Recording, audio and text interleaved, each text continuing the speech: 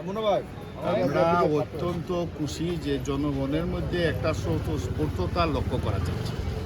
ইতিমধ্যে প্রায় 20-30 ভাগ ভোট কাস্ট হয়েছে। এটা একটা বড় অর্জন। মহিলাদের মধ্যে বিপুল সারা, সবচেয়ে বেশি সারা নতুন ভোটারদের মধ্যে। তাদের মধ্যে আজকে ঈদের আনন্দ। আজকে দেখে যান, সারা বিশ্বই দেখুন যে ভোট কারে কয়, বাংলাদেশ এটা দেখাই দিচ্ছে। আজকে 17 বছরের যন্ত্রণার অবসান হয়েছে। একটা ছেলের বয়স 18, সে নতুন ভোটার হয়েছে। যার বয়স আছিল 33, সেও ভোট দিতে পারেনি। আজকে ভোট দিতে পারতেছে নির্বিঘ্নে। আমার ভোট আমি দিব, যারে খুশি তারে দিব, এটাতে কোনো সমস্যা নাই। ম্যানিপুলেশন আমাদের চুনারঘাটে এটা আগেও ঐতিহ্য আমাদের এরকম ছিল না। আমাদের চুনারঘাট একটা ঐতিহ্যবাহী, আমরা সবাই সম্প্রীতি বজায় রাখি। খুবই সুন্দরভাবে আমরা সম্প্রীতি বজায় রেখে প্রত্যেক দল কাজ করতেছে। এখন পর্যন্ত গতকালকে একটা ঘটনা বিচ্ছিন্নভাবে ঘটছে। কালবেলা পত্রিকারে নিউজ করে নিয়ে, কিন্তু উনি কিন্তু কালবেলা সাংবাদিক না, উনি একটা ভুয়া নিউজ দিয়ে মানুষকে বিভ্রান্ত করছে।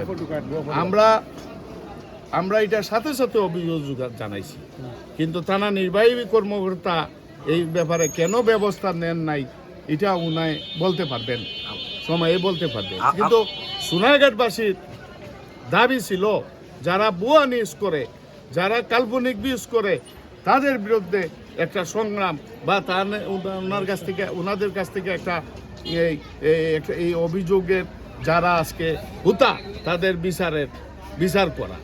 আমরা সোনারঘাটের মানুষ শান্তিপূর্ণ, সোনারঘাটের মানুষ সম্প্রীতিপূর্ণ, আমরা ভোট দিতে। আমি সৈয়দ মোহাম্মদ ফজল সাহেবের সদস্য সচিব, সোনারঘাট উপজেলা শাখা নির্বাচন পরিচালনা কমিটি, সেই হিসাবে আমরাও আশাবাদী। বিএনপি একটা বড় দল, আমরা মানুষ বিএনপিকে পছন্দ করে স্বতঃস্ফূর্তভাবে ফজল সাহেবকে ভোট দিচ্ছে। এটা আমাদের জন্য আনন্দ, বিজয় আমাদের অবিসম্ভাবী। তবে প্রশাসনকে এখনও বলবো যে এই যারা আজকে ভুয়া নিউজ করে, মানুষকে বিভ্রান্ত করে, তাদেরকে দৃষ্টান্তমূলক ব্যবস্থা নেন। সোনারঘাটবাসী তাকাই আছে আপনাদের প্রতি যে আপনারা কি ব্যবস্থা নেন। তাদেরকে রুখতে হবে, অপচারকারী, ভুয়া নিউজ দানকারী, তাদেরকে রুখতে হবে। তাহলে শান্তি হবে আমাদের সোনারঘাট। সবাইকে ধন্যবাদ। আপনারা যারা সাংবাদিক আজকে এই এত কষ্ট করিয়া এই কাভার করতেছেন, আপনাদেরকেও ধন্যবাদ, কালবেলাকেও ধন্যবাদ। আসসালামু আলাইকুম।